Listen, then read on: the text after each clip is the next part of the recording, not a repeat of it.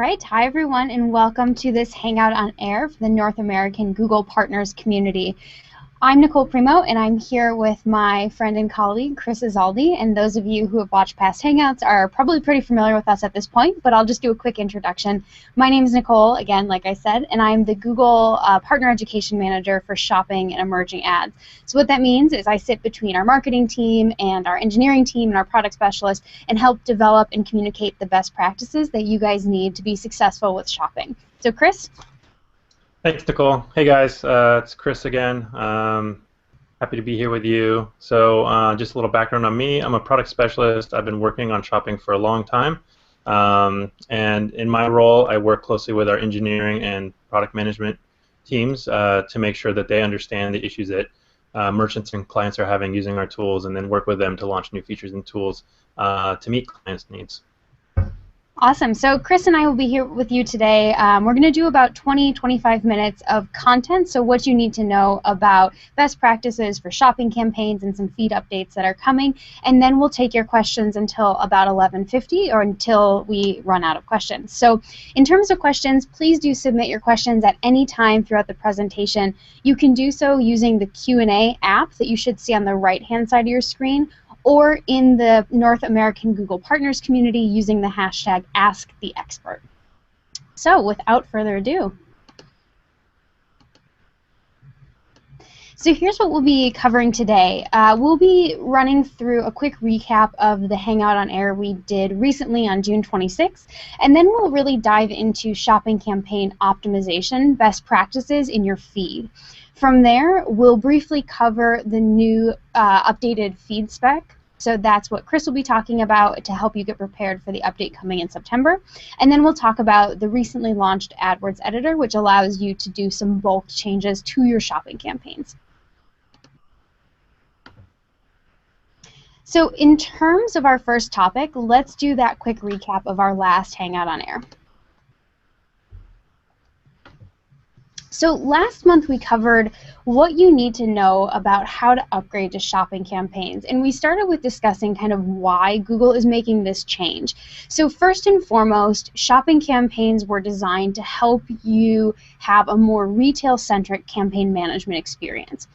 So we talked to retailers and partners of all shapes and sizes and found that what they want to be able to do in their online advertising is pull the same levers that they do when they're thinking about their inventory. So in the same way you put a big sale sign above the important sale items in your store to move that inventory faster, they want to be able to create campaigns that promote their sale inventory more aggressively for certain periods.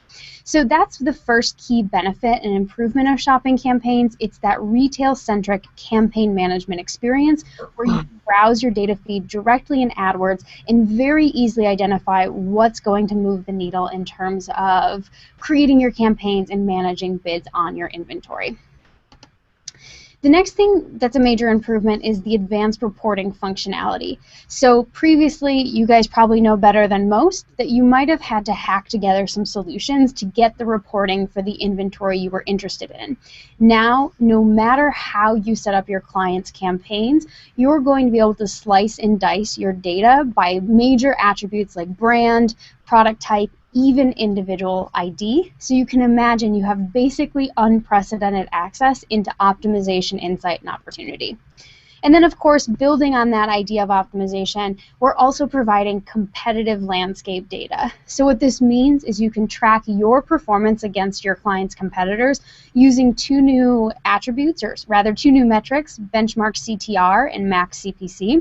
And you can also get insight into competitive landscape through impression share and bid simulator tools. So lots of new data and lots of new levers to actually make that information actionable.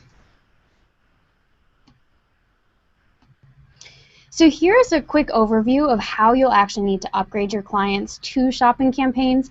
The good news is it's relatively straightforward, and it really involves three key steps. So the first step is, of course, creating the new shopping campaign with its own shopping subtype. The next is segmenting the inventory into product groups. Think of those like product targets, but organized slightly differently. And then, last but not least, pause that regular PLA campaign so all new PLA traffic is funneling through the shopping campaign. So if you're looking for more detail on this part in particular, I encourage you to head over to the recording of our last Hangout on Air where we go into a lot more detail about each one of these steps. But again, kind of at a high level, pretty simple: create, segment, pause. So I do want to emphasize three key points about what you need to know about shopping campaigns. So the first major point is that you need to upgrade to shopping campaigns by late August so that your clients' accounts are upgraded in a way that makes sense for their business goals and performance goals. So what I mean by this is any still running unpaused regular PLA campaigns will be auto-upgraded at the end of August, so it's important to take the time to do it well in advance of that, again, so your clients don't see a performance dip.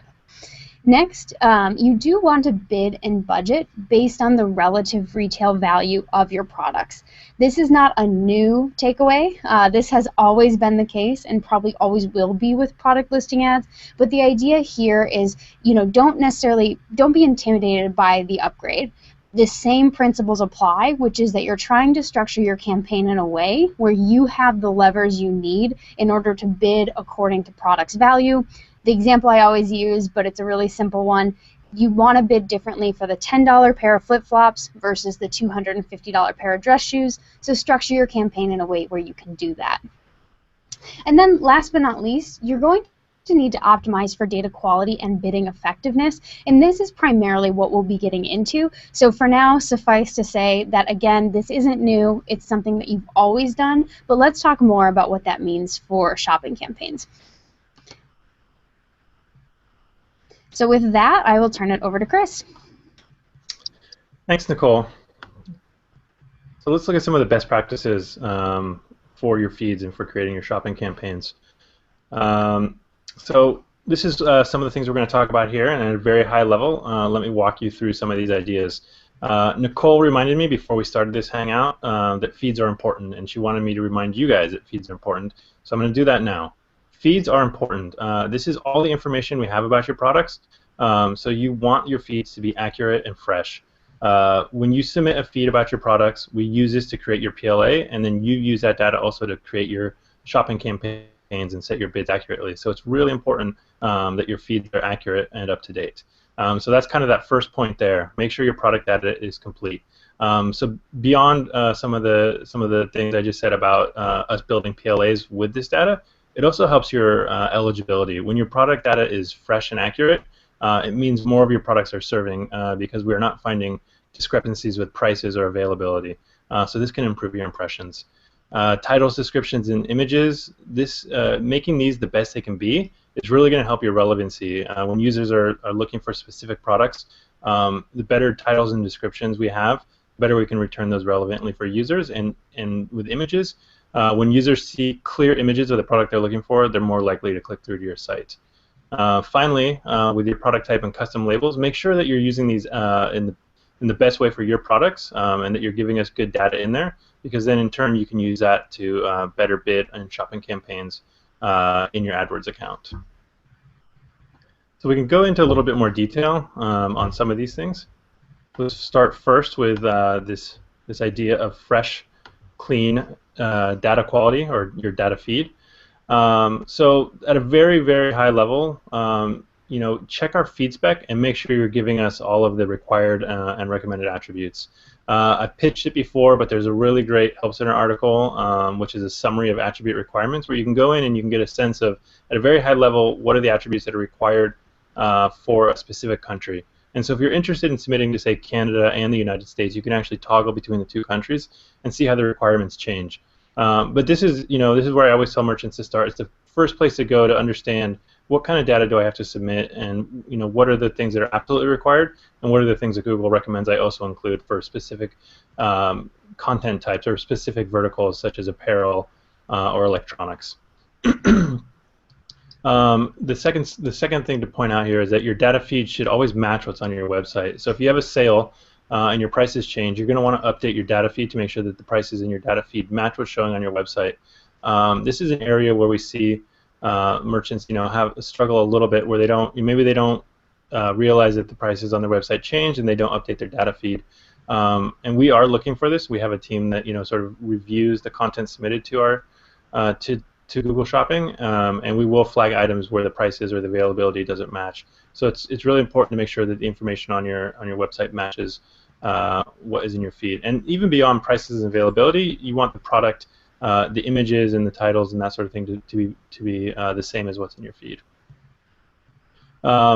Once you make sure everything matches, you want to be submitting your feed very regularly. I think it's a best practice to submit your feed daily. But if your prices change more frequently than that, or if data about your product data changes more frequently than that, then I would definitely recommend setting up your schedule, your upload to be a little bit more frequent than once a day. And we have some great Help Center articles that can walk you through the various methods for uploading your feed. Finally, on this what we're looking at here, I want to just quickly comment on unique product identifiers. So I know we've talked about these in the past, and we'll continue to talk about them because they're really important. So what are these? They're GTIN, MPN, and brand. Together with when you submit these in your data feed, it helps us understand exactly the product that you're selling. And when we know the product that you're selling accurately, then we can return that very relevantly for users' queries, and we can do really great things with your PLAs on Google.com and in the shopping property, where we can really target exactly what a user is looking for because we know this exact item is the item you're submitting.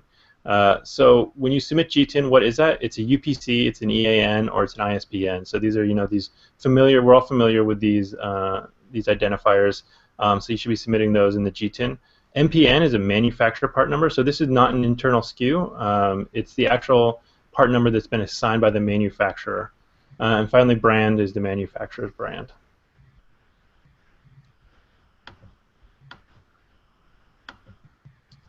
So next up, we're looking at your titles and your descriptions. So you can see here, be user-friendly, but please don't stuff keywords in here. So what we're looking for here is really titles that help users understand very quickly what it is that they're looking at. What is this product that's been returned for my search? So you want to have a clear description of the product. You want to maybe have the brand information in there. You don't want all caps. You don't want promotional text. As you can see in the example here, 15% off free shipping. It doesn't tell the user what that item is, and so they're less likely to click through because they're not sure it's the item they're actually searching for. Yeah, and I'll just jump in there and say one really useful report for thinking about your titles is your search terms report. So essentially that search terms report, for those of you who aren't familiar with it, tells you exactly what users are searching for to find and click on your ads. So when you have that query information, you have a lot of insight into what users are thinking about, what they're actively searching for. So you can almost think of that as an opportunity to reverse engineer your titles. So if there are certain phrases that convert well, or if there are certain phrases that are very high volume, those might be great things to incorporate into your title. But of course, like Chris said, not just tacking it onto the end or randomly inserting it somewhere in the phrase, but rather integrating it in a way where it makes sense to a human reading it, but again, you get to kind of incorporate what you know is already working. Thanks, Nicole. All right, and then the next thing here is, which I mentioned previously, is great images. So as I mentioned, the user wants to be able to, when they see your PLA, when they see your product listing ad in results, they want to understand the product that's being returned to them. So one way that you do that is by giving them a great title. Another way you do that is by giving them a really clean, clear image of the item. So you can see here in these examples, on the left we have really great shots of the shoes being shown, but on the right we have there's some clutter, and it's a little bit harder to really get an understanding of what that shoe is. Maybe the image is too small, or there's a lot of other things going on in the image. This is an area where we're really focused, and I'm going to comment on it again later on when I talk about the update, some of the recent updates for 2014.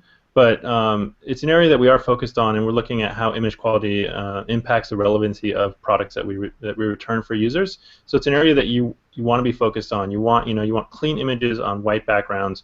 And the key things to avoid are watermarks, logos, distracting backgrounds, or other gimmicks where it's maybe some promotional flags on the actual image.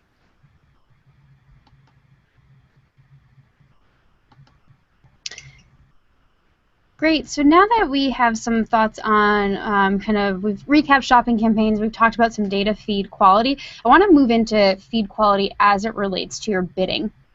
So this is kind of, I don't have a great name for it. I call it the bidding triangle or the bidding pyramid. I know I need a better name, but basically it represents kind of how you should think about bidding on your products to do two things. First, to maximize the efficiency with which you can manage your campaign, and also to maximize how you're able to bid on your most important products.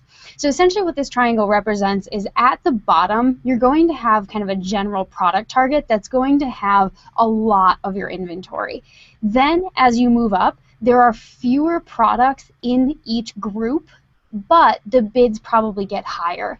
So what that means to say is if you're bidding on an individual product ID, it really should be because that individual ID represents a large revenue opportunity. Either it's a bestseller, or it's a high margin item, or it's a seasonal item. So basically you're taking the time to manually manage the bid for that individual product because it's worth your time to do so, and therefore the bid should probably be higher. So I just wanted to, again, this isn't a new concept, I just wanted to revisit it quickly because now what we're going to do is we're going to move into the feed attributes that allow you to set up this optimal, ideal, pyramid-like structure in your campaign. So first and foremost, product type is probably, in my mind, the most efficient way to correlate your bids to products' margins. So if you think about it just at a very high level, again, apparel versus electronics, very different margins should have different bids. But at deeper levels, even within apparel, within shoes, you might even have that flip-flops versus dress shoes kind of analogy that I used earlier. And product type is an incredibly simple way to essentially target products that likely have similar margins in groups. So flip-flops, dress shoes, sandals, etc. So what product type allows you to do, and what we're encouraging you to do, is you can make up whatever product categorization system makes sense for how you want to bid. So this is sometimes called a product catalog or taxonomy, and often what we see your clients will do is they'll just submit whatever they're already using in their e-commerce database or on their website. So that's a great place to start, but if you think about it, that's not going to be tailored to your SEM objectives. And in fact, as SEM analysts, you guys have the best insight into what are the variables that you want to be able to bid against. So as an example, if your client sells bikes, for instance, as soon as those 2014 models come out, the 2013 bikes are a lot less valuable and the bid needs to drop. So if you don't have something like 2013, 2014 built into the product type, it becomes much more difficult to efficiently drop those bids when the 2014 inventory becomes available. So for some people it may not be year, it may be size or gender or color, but whatever those variables are, you guys as analysts have the opportunity to work with your clients to develop the type of taxonomy in the feed that will give you the levers to pull according to the variables that matter. So that's my plug for thinking about a little bit harder about product type outside of what your client may be kind of by default submitting from their website or their e-commerce database.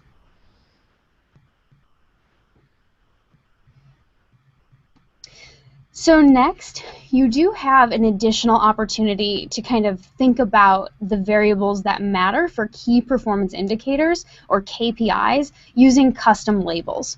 So essentially, if you're familiar with AdWords labels or AdWords groupings from kind of regular PLA campaigns, custom labels are the relative equivalent in shopping campaigns, but a little bit more structured and a little more powerful as a result. So essentially you get 5 labels, so each product can have up to 5 labels on it. And those labels will go in custom label 0 through 4. So what you can see here is kind of an example of how that might work. So if we're defining, let's say, custom label 0 as the season of the product, I might want to tag my spring products with spring, my fall products with fall, etc. So that's one use case. Another use case is what you see in custom label 2, where we have the tagged for like best seller or low seller. So you can see if I want to be able to target all of my best sellers with a higher bid, I need to make sure my client has tagged each product with best seller that's applicable in the custom label 2 column or custom label 2 attribute. So again, we encourage you to start by defining how you might want to use each of these 5 labels, and then having your client add the respective values to their feed.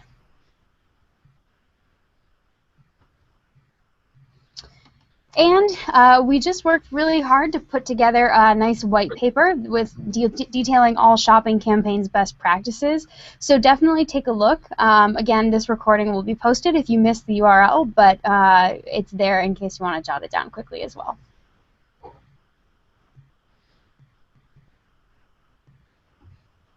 Okay, so this is just a quick reminder. I'll just pause for a second and remind anyone who joined late or those of you who are so immersed in the content that we are having a live Q&A after we get through just a little bit more content. So please do add questions now through the Q&A app on the right-hand side of your screen or by posting in the North American Google Partners community, and just include the hashtag #AskTheExpert in your post.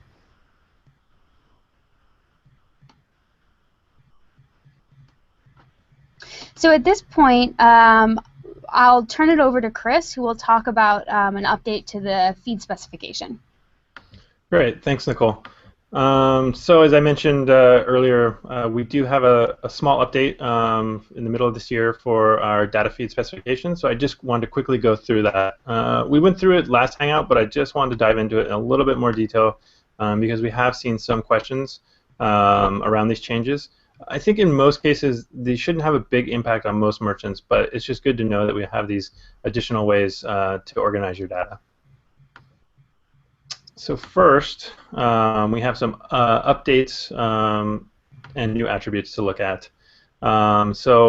These first 2 attributes are new. So mobile link and is bundle. These are new attributes you can use to organize your data. So first, let's look at mobile link. So this allows you to provide a direct link to your mobile site. Previously, you could do this in the AdWords redirect through telling us, if mobile and direct users that way. Or you can also use this link if you're not using the AdWords redirect to send users directly to your mobile site.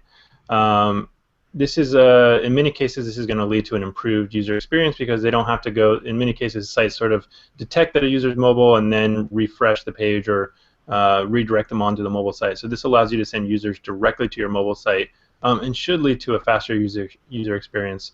Additionally, if you use this link, it'll allow us to provide more feedback on your mobile landing pages directly in your Merchant Center Data Quality tab. One thing to keep in mind is that the same rules for the mobile link, the rules are the same for mobile link as they are for link. So a user should be directed directly to your website, and the item should be right on that page when they land on the landing page. For is bundle, so this attribute allows merchants to tell us that they have created a bundle. So these are merchant-defined bundles as opposed to manufacturer-defined bundles. So a good example of that would be maybe a merchant selling a camera and they're also adding a camera case into that. With that, they're selling a camera case with that camera, and then maybe you're giving a special price if you buy those 2 things together.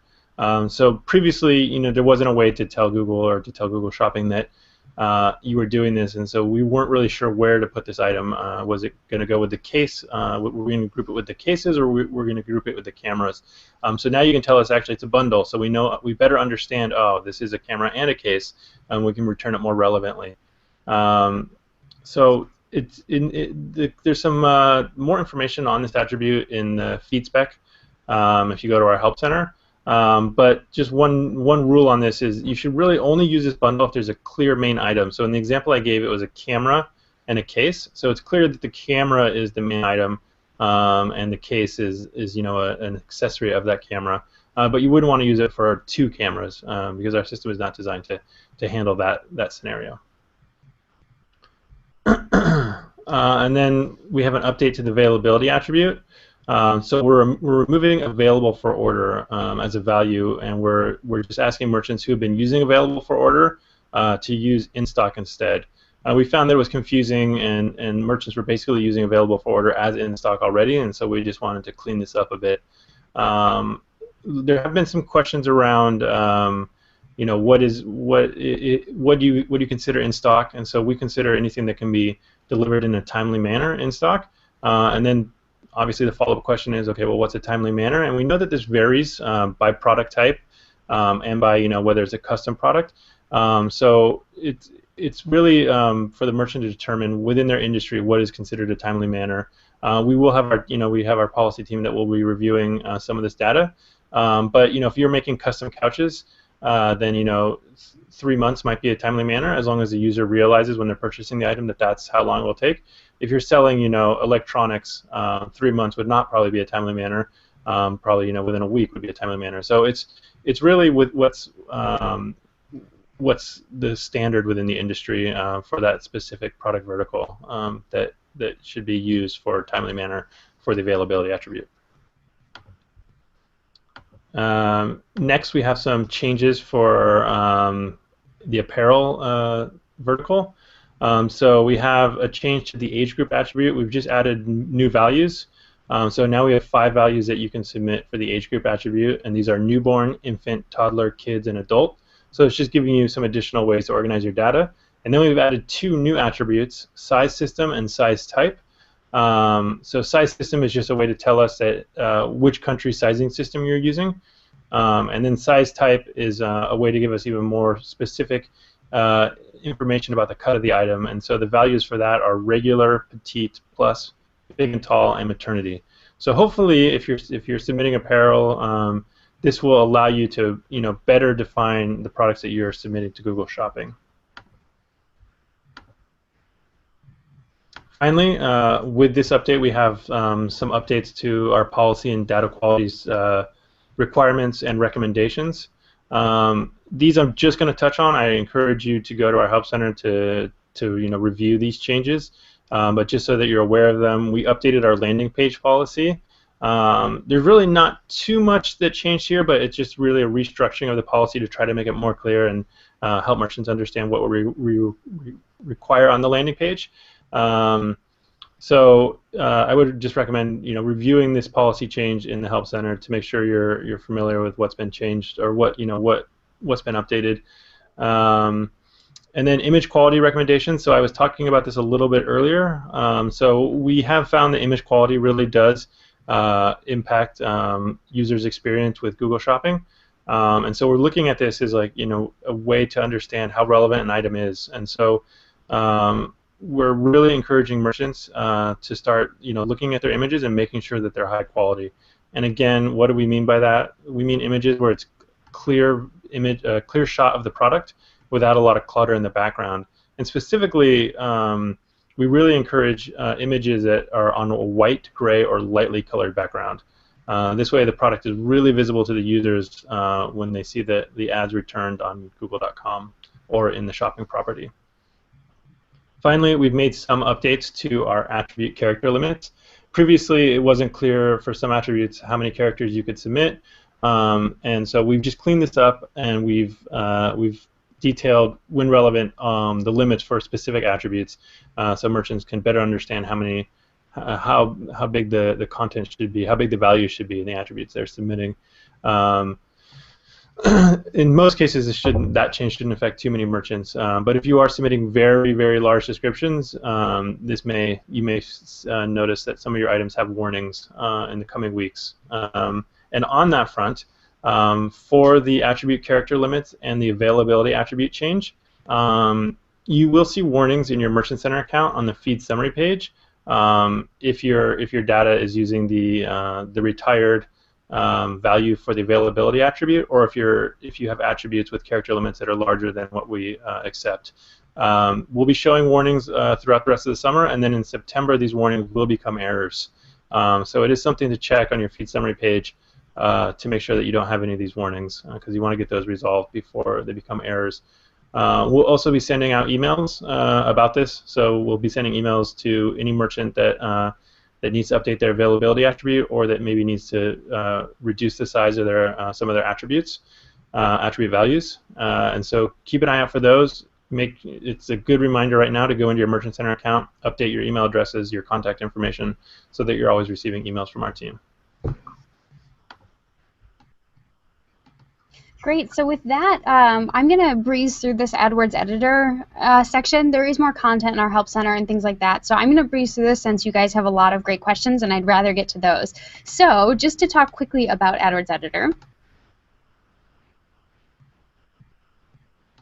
So basically, the new AdWords editor feature allows advertisers to continue using editor for bulk management, but for shopping campaigns. So some highlights of what it can do right now with shopping campaigns are you can download your campaign and use editor while offline to manage bids. You can perform bulk updates to landing page or destination URLs. You can update bids for up to hundreds of product groups a lot more efficiently than clicking in each one in the AdWords front end, change promotional text, and even scale negative keyword management through multiple ad groups. So I will note that you've probably noticed that the missing functionality here is that while you can manage bids, you can't actually create or delete your shopping campaigns or product listing ads with the tool. So you won't be able to subdivide for your product groups, but once you've created a campaign either through API or through the AdWords front end, you will have the functionality to do what is typically the most time-consuming part of the campaign management, which is adjusting bids. So here's how it works. Essentially, you can see a screenshot here, and again, I will move quickly through this just so we can get to your questions. But essentially, product groups can be found under the targeting section, and by clicking on product groups, you'll be able to view all of the product groups within the ad group or campaign selected in the AdWords editor tool.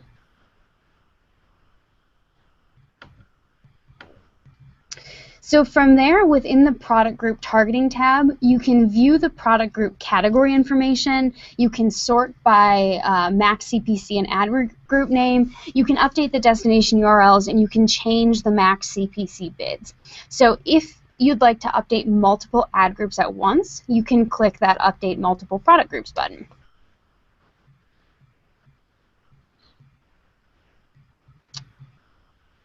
So when you click on this Update Multiple Ad Groups button, you'll be able to use a tab or comma-separated text file to update product groups in bulk. So we suggest that you copy and paste a CSV file you've exported and updated outside of AdWords using a tool like Google Sheets or Excel or really any spreadsheet editor. So just like with other campaign types, you can preview your changes and updates before you actually process them into going live in the AdWords account so that you can make sure you've done everything properly. And as I mentioned, you do get to update promotion text in bulk on multiple ad groups, and that option can be found under ads and then product listings.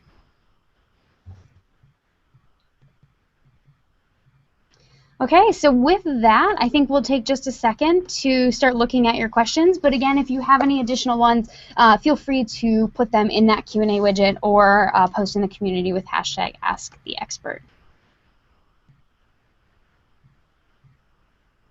And I think we can start with Mike's question since it has 17 votes, so that's a very popular question. But essentially the question is, how can I get a product displayed for highly competitive keywords? And I think that there's a couple of pieces of information here that we've largely covered, but I'll just summarize them into 3 bullet points. Number 1 is submit your unique product identifiers. Number 2 is update your titles and optimize them for, highly relevant to users, but also including the important search terms, maybe through reverse engineering on the search query report. And then one we didn't cover today but have in past webinars is Google product category. Submitting those 3 attributes and optimizing those 3 attributes in your feed goes a long way towards ensuring the data quality piece is there so that you can show up on your most competitive or really any eligible term. So again, those 3 are unique product identifiers, titles, and Google product category. So in addition to the data quality side, you also want to, of course, be bidding as aggressively as makes sense for the items that you want to show up on your most strategic terms. So while you won't bid for the keyword, you can really improve your chances of showing up on the most competitive terms by picking a high quality, maybe a bestseller that you can then improve the data quality on and bid aggressively for. Great. I see a popular question here from Matt, so I'll grab that one. So the question is, we update our feeds twice a day usually, and have noticed ads being served with outdated data days later. There seems to be an alarming latency in updating the ad serving to reflect the latest feed info. Can you comment on this? So I guess my first response to that question is I'm surprised to hear that. I'm actually surprised that's a popular question because I have not seen a lot of reports of this. So I guess my first answer is that it should take around 4 to 8 hours for updates to start serving in our results. And if there's a lot of latency, it would be up to 24 hours. But I would never expect it to be days later. So that sounds like an issue, or it sounds like something that we'd actually want to look into. I guess I would ask Matt to maybe submit a ticket through our help center, or to call the AdWords support team, so that we can start to look into this. Because this would, if they're submitting a feed and the content hasn't updated days later, that's an issue, and that's not how the system should be working.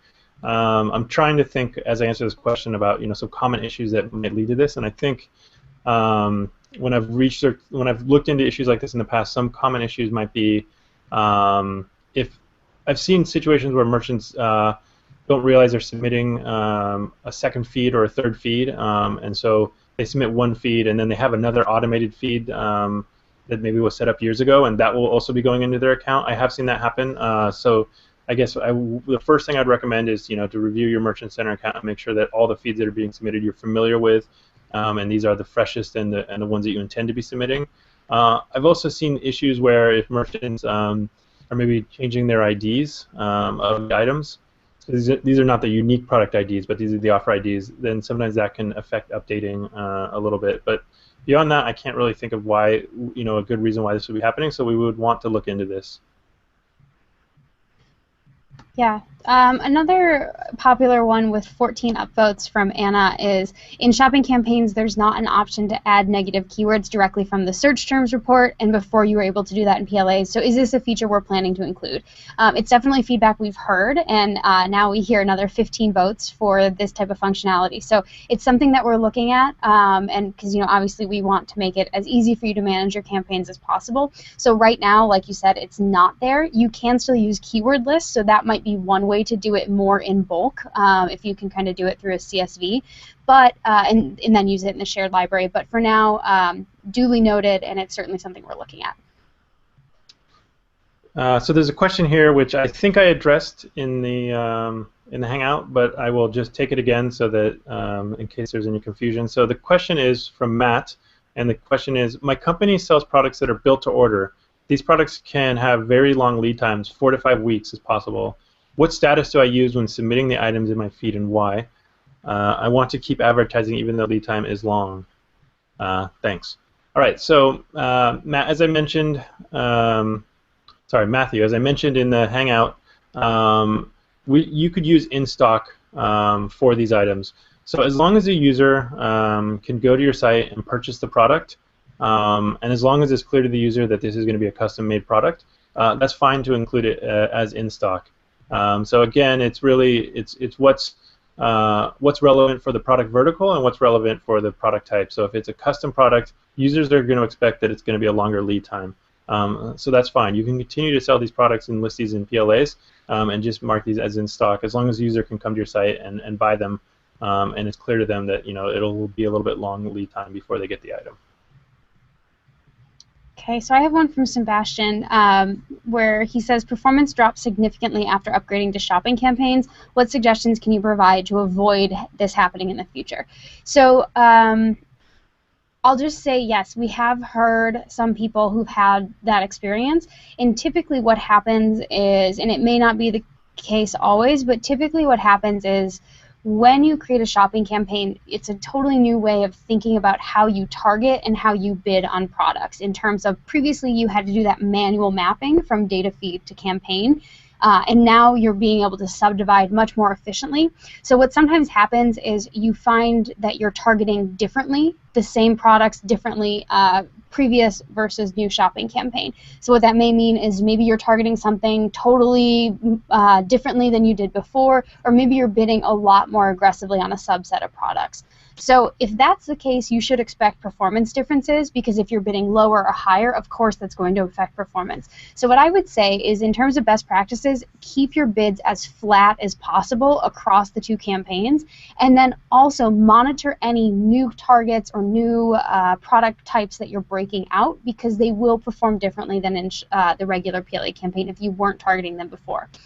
The other side of that, though, is that there are no back-end auction or algorithm changes that happen once you migrate to shopping campaigns. Shopping campaigns and regular PLA campaigns use exactly the same auction, exactly the same algorithm to decide who shows when. So there is nothing happening in the back end. So if you're seeing performance differences, it's going to be as a result of some kind of new targeting or new bidding structure. So just continue to optimize and test. So I see a question here. It only has 4 votes, but it's the question I can answer, so I'm going to grab this one quickly. So it's from Steve. If we're using a responsive website, should we go ahead and use the same URL for mobile link as we do for link? And so my answer to that question would be, if you don't have a specific mobile link to submit, you don't need to use the mobile link attribute. You can just continue to use link or the AdWords redirect if you're using that. So a question from Arcadio, when will we be able to see the ad position in shopping campaigns? That way we'll know if we're showing on the search results page or if we're showing only under Google Shopping. So there's actually 2 questions here. I'm going to answer the second one first, which is when are you going to be able to tell us if we're showing on google.com or google.com/shopping? So right now, you might notice that if you're showing on search, it doesn't necessarily mean that you're showing on Google Shopping. And we are working to bring those algorithms more into alignment so that you can more predictably say, if I'm showing on search results, I'm also showing on Google Shopping or vice versa. So you should see more parity between the 2 results going forward. But right now, we don't show that information because there's nothing you can do to action it. So if you know you're showing on one and not the other, there's nothing you can actually do to say, I want to show more on this one versus that one. So the other question I think that's built in here is, when are you going to show ad position? So like we do for text ads, where you're either position 1 or position 11, and generally that correlates to performance. When are we going to show whether within the PLA box I'm furthest right or furthest left or top or whatever it is? So it's certainly something that we've heard and that we're working on. The challenge with it is 2 things. So first, you may have noticed there's a lot of different ways PLAs show. Sometimes there's 2 stacked on top of each other, sometimes there's 8, sometimes there's 6, sometimes there's 2 rows, sometimes there's 1. So showing ad position is going to be a challenge in terms of how we calculate it and show it to you in a way where you know which version of the ad you saw and where you were within it. So it's something we're working on, but I would encourage you, in the meantime, keep in mind that click-through rate is not as closely connected with position as it is with things like price, image quality, and title. So whereas position 1 and 11 obviously makes a huge difference in text ads, position, maybe let's call this A, and position E over here isn't as closely correlated. It's more about the image and the price. So we are working on a way to show that to you, but in the meantime, optimize your images, optimize your titles, and make sure your prices are competitive.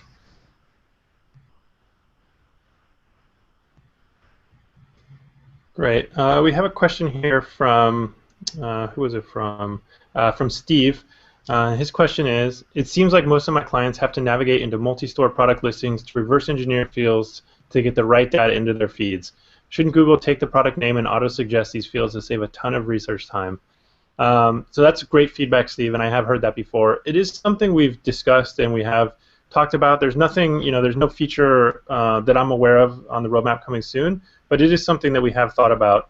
I think the one concern that I've heard about this is that we may auto-suggest the relevant field, and merchants just may just accept them, and we could be incorrect. And so then, therefore, we're sort of creating this loop of we're suggesting the incorrect information, merchants are accepting it, and then it's just this, we have incorrect information coming into our system. So at this point, I guess our our thought is that merchants are best able to tell us what information should be in these fields. So, for example, UPC. At this point, we defer to the merchants to tell us what the value is for the specific product that they're submitting, rather than suggesting a UPC for them. That said, it is something that we have heard feedback about before, and it is something we're thinking about. Okay, so I'm going to take 3 questions real quickly. So one I can answer in 15 seconds or less, and it's from Andrew. Can we please repost the link to the previous webinar or Hangout that was referenced? Absolutely, we can do that on this page, and probably in the community as well. The second one is from Austin, which is any plans to bring the audience tab into Google Shopping campaigns? So I'm assuming you're talking about demographic influence over bidding or over targeting. At this point, nothing that I am aware of, but certainly something that you can follow our blog, both the Commerce blog and the Inside AdWords blog. Anything that we're doing to experiment in that area, or anything that we do in that area or another in the future, will definitely be posted there. So keep an eye on it and stay tuned. And then the last one I'll answer real quick is from Ashley. So should you only have one product per product group? For example, should you have a product in bestsellers or Mother's Day, or can a product be in both? So one of the beauties of shopping campaigns is that within a single ad group, there's no way for your products to overlap. So think about it like a tree or like a pie. We'll start with the pie analogy. So you start from this place of having an all products group, and then what you're doing when you're creating product groups is you're taking that pie and slicing and dicing it so that you can control the pieces of it better. So in that sense, there's no way that one product within that ad group and within that pie can fall into multiple slices. So in that sense, I would encourage you to use just one ad group. The use cases for using multiple ad groups are if you have 20,000 or more product groups, if you want to adjust mobile bid modifiers differently across your inventory, or if you have a really robust ad group level negative keyword strategy. So for most of you, I would say one ad group is going to simplify your life and streamline your management, because you get all the benefits of not having product overlap. But if you fall into one of those other 3 use cases, you may need to adjust for multiple ad groups and then be more careful about that overlap.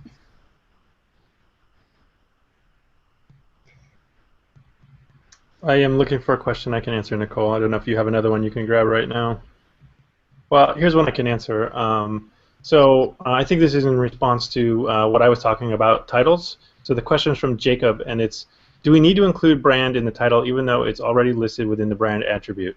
And so the answer is no, you don't. You don't need to include brand in the title. You would have to include it in the brand attribute. That is a required attribute. But you don't have to include it in the title. But what we found is that including information like brand clearly in the title helps users very quickly understand what the product is that they're looking at, and so it is a best practice. If you're interested to see how it works for your items, you might want to try putting brand in a couple of the products and see if it improves your performance. But again, it's not required. It's just a best practice that we found works for some merchants that we've worked with. Great. So I've just been told that all the previous Hangout links and the white paper URLs have been added to the events page. So Andrew and also Lucy, who's asking about if she missed a part of it, can she see the recording? All of that will be on this events page, including the recording of today's session pretty much immediately after we conclude. So anything you missed, feel free to check out there, share that link, whatever makes sense for you guys. Let's see. I think we're doing pretty well on questions. One more from Matt is, so now in shopping campaigns you can only have one promotional text per ad group. So how does adding a new ad and deleting the old one affect performance or quality score? So that's a great question. And basically, I think kind of the context for this point is that in a text ad campaign, if you change around your ad group structure or if you change the ad creative, you might see a dip in quality score and therefore a dip in performance. With product listing ads, regardless of whether it's regular or shopping campaigns, all of that data quality is stored really with your data feed. So it's not actually in the campaign itself. So in other words, when you're changing around your promotional text or your mobile bid modifiers or even completely restructuring your campaign, none of that affects quality score, again, because it's not stored in the campaign itself, unlike other AdWords ad types. So when you're changing your promotional text, to answer your question most directly, don't worry about it. It won't affect quality score.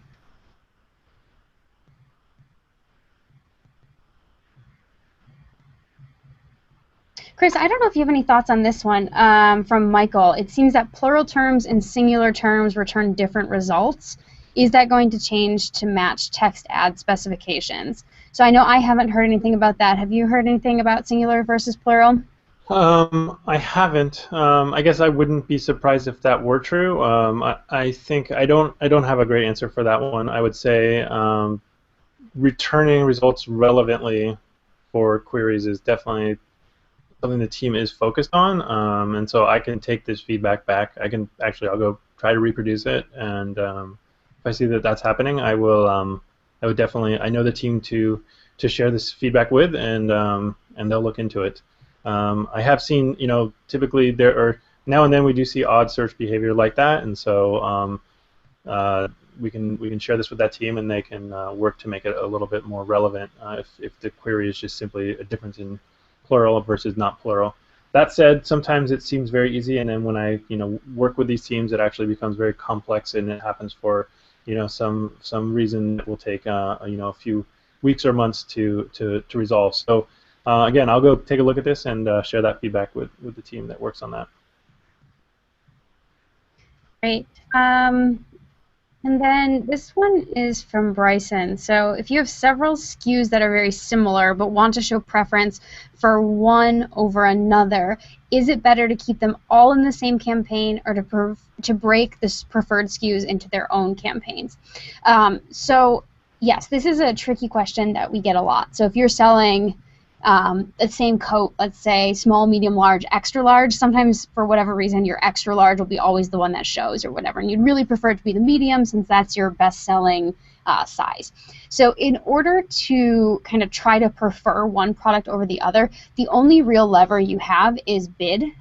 So you really do want to make sure that you've set up your campaign in a way where you can bid higher for your best-selling item. So for instance, for the ID that correlates to the medium coat in that example.